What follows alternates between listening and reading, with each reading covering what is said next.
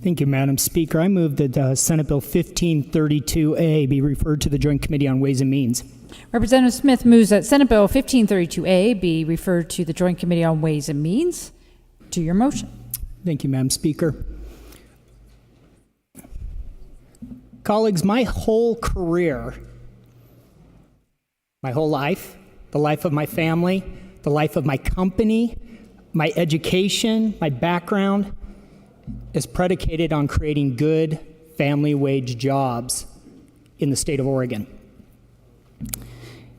And I hope in the future I'll be able to continue to work with each and every one of you on that goal. I also look at the mural of Shampooey in 1843, and if you look at that mural, on this day they're divided, but I'm sure hoping tomorrow they're just one big group working together on another issue. Colleagues, my motion today is being made out of caution. Out of caution.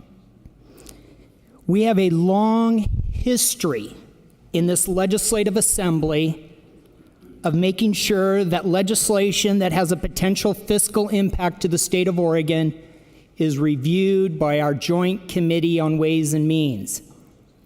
This is not new, colleagues.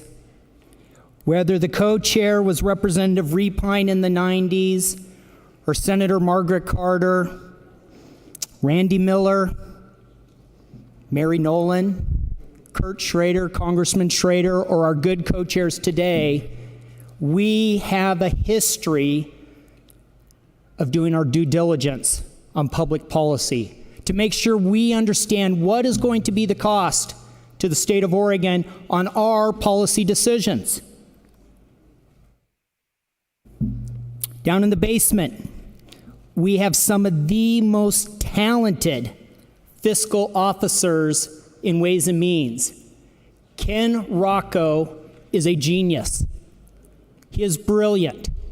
He knows the state's budget inside and out. Now, very briefly, I want to push pause and talk to my Ways and Means colleagues. Colleagues, as you know, there's almost a fraternity in Ways and Means. We work together.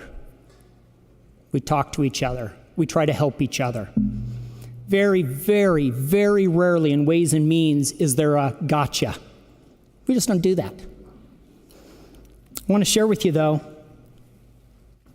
there was a report that came out of Legislative Fiscal, and it was called the Legislative Fiscal Information Report, Potential Effects on Increasing Oregon's Minimum Wage.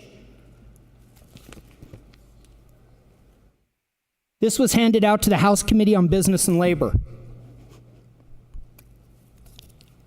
I'm that Republican budget chair, vice co-chair of Ways and Means. I genuinely try to work with everyone. This wasn't given to me. It wasn't handed to me. Perhaps it was handed to some of you on Ways and Means, but I don't think so. Let's figure out what's in this. The fiscal impact on the proposed legislation. This was created by a very talented analyst in the name of Teresa McHugh. It was reviewed by Darren Hill, Doug Wilson, and Ken Rocco, three of the most talented senior members in Ways and Means. And by the way, let's push pause one more time. I want you to get used to a term. I'm about to read it 4, 5, 6 times. The term or the word is called indeterminate. Who knows what indeterminate means? Let me share with you what it means. The definition is not exactly known, not established, not defined. Keep indeterminate in the back of your mind as I speak here, please. So, our Legislative Fiscal Officer McHugh points out that the cost to increase the minimum wage as provided in the bill is indeterminate. Not exactly known, not established, not defined. Based on information from state agencies, information that LFO gathered in, and if compiled by the Department of Administrative Services, we do know that there's a nominal cost. The direct cost for the increase in wages for state employees making minimum wage would be, it's a nominal amount. It's $33,000 to $99,000 total funds. By the way, does anyone know how large our state budget is? Let me ask this question, and I ask this with all Representative, one moment. Representative Johnson yields on this motion. Thank you. His and time. I ask this with all due respect to, rhetorically, to my question is to those in business and labor. How large is the state budget? $69 billion. There's three components to the state budget. What are they? I'm asking this to that committee. There's general fund and lottery. There's federal funds. There's other funds.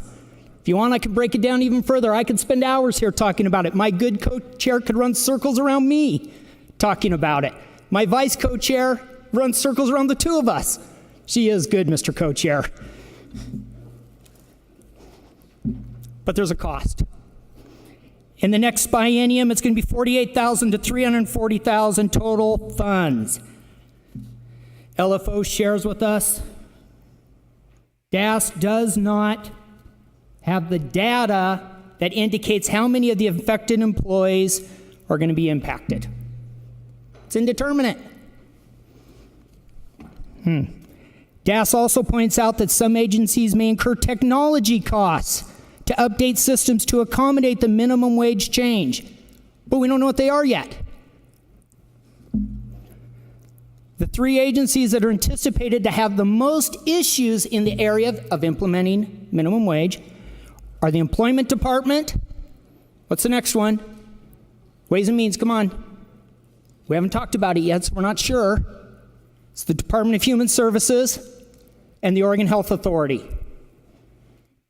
But there are no cost estimates for such changes at this time. It's indeterminate. Indeterminate. Excuse me. Means not exactly known, not established, not defined. Public universities and community colleges also expect to incur costs related to an increase in the minimum wage. Public universities' estimated costs are $1.3 million total funds in this biennium, $10 million in the next biennium. The three It is noted that a large number of those impacted would be student workers. We've heard that throughout the day. Colleagues in Ways and Means, but we don't know yet. We don't know the total numbers. Part of it is because we haven't made those policy decisions, so we can figure out those numbers. And there's some rationale why we wouldn't do that yet. We should anticipate a reduction in other financial aid that would be offset by increases in the minimum wage, and that may be good or bad. I mean, that's a definite policy discussion. It is noted that the multiple tier minimum wage system may require a change in the formula used to calculate the Oregon Opportunity Grant Awards. Let me keep going here. The estimated direct fiscal impact to school districts and education service districts, it's pretty nominal, colleagues. Who knows how large the state school budget is? State school fund. You know, it's going to be pretty nominal. It's only about 679,000 compared to billions. I get that. It's 0.001%. In 2015 and 17, it's going to be 2.6 million. Counties and cities also will incur costs as a result of the measure, although, again, the amount is indeterminate. Colleagues, the definition of indeterminate: not exactly known, not established, not defined. In addition, at least one county believes the passage of the measure will violate Article 11, Section 15 of the Constitution regarding unfunded mandates. I don't know if that's legitimate or not. I have no clue. I'm not an attorney. But I do know this: it's going to cost the state of Oregon's Department of Justice their attorneys to defend that suit should it come. And I know that's not free. And that's indeterminate at this time. Final caution. from Teresa McHugh, reviewed by Darren Hill, Doug Wilson, Ken Rocco. State agencies and local governments also raise a number of issues for consideration, including the effect on the salaries of other employees who are making slightly higher minimum wage, often referred to as salary compression. We all understand what that is. Someone is now making minimum wage, their salary went up. Well, the person right above them is saying, hey, what about me? I've been here 5, 6, 7 years. Shouldn't I make a few more dollars more? I don't blame anyone for asking that question. I'd ask that question. I want to make a few more bucks. Representative Neerman yields his time. Please continue. I'd ask that question, but we know it's going to cost us more money, colleagues. The indirect cost, this is the punchline, the indirect costs that may be incurred due to these and other potential issues are indeterminate. Final sentence. Indeterminate, not exactly known, not established, not defined. I think about my colleagues down in Ways and Means. I have a phenomenal co-chair. I have always been able to go talk with him. He's awesome. He's honest with me. Greg, I can help you. Greg, I'm not sure we're going to do this, or you better get support. Vice co-chair. I consider her a personal friend. We've developed a close relationship. I think about the talent on your Ways and Means Committee, the representative from Beaverton, from District 22, from Portland's West Side, the Central Coast, District 59, District 22, Oregon Sunshine District, Southern Klamath and Lake counties. What a great group of representatives. They represent rural Oregon. They represent urban Oregon. They represent business. They represent education. They're instructors, they're teachers, they're business executives, some are retirees, but they have a wealth of experience they bring to Ways and Means. And we're saying, we don't need your expertise. Don't worry, we have the other committee, the policy committee. They took care of the budget issues for us.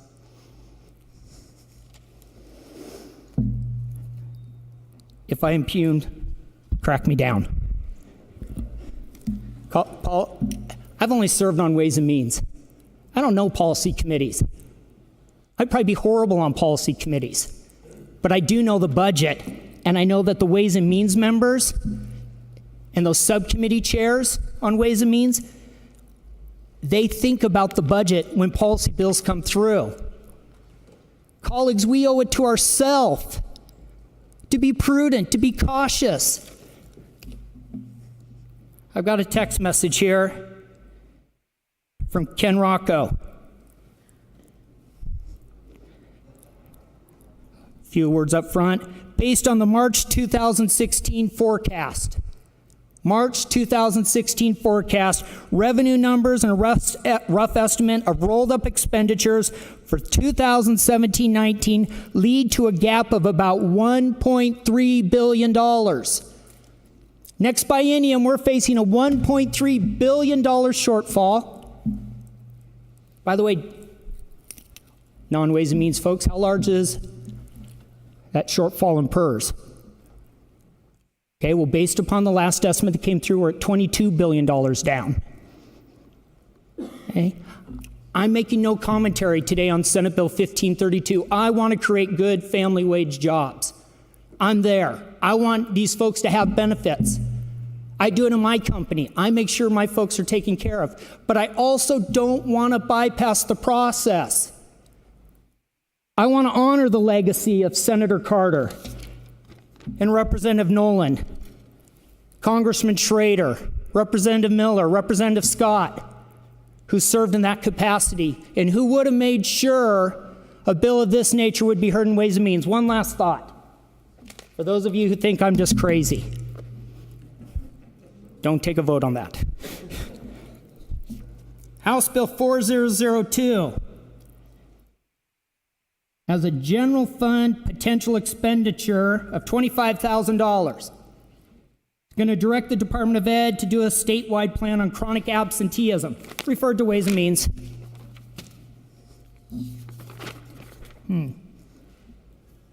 Requires Oregon Health Authority to study third-party financing options. No fiscal, or referred to Ways and Means. Establish task force on high school and transition success for students with disabilities. Referred to Ways and Means. $28,000 to adjust methods of calculating something, something, something. Referred to Ways and Means. Oh, here's my favorite. Provides that the bridge that crosses the Columbia River near Hood River, probably a very important piece of legislation. Referred to Ways and Means. Colleagues, we have a long tradition in this building of using the expertise of the Joint Committee on Ways and Means. Again, I'm making no commentary on Senate Bill 1532. Representative Hurd yields his time. Please continue. But I would ask that we honor that long-standing tradition that we have in the Oregon House of Representatives of doing our due diligence. And it's never more important than it is now, knowing what's coming in the next year. Colleagues, if I have in any way offended, please know that was not my intent. Madam Speaker, I greatly appreciate you allowing me to share my thoughts. And colleagues, I would ask for your support on this referral to Ways and Means.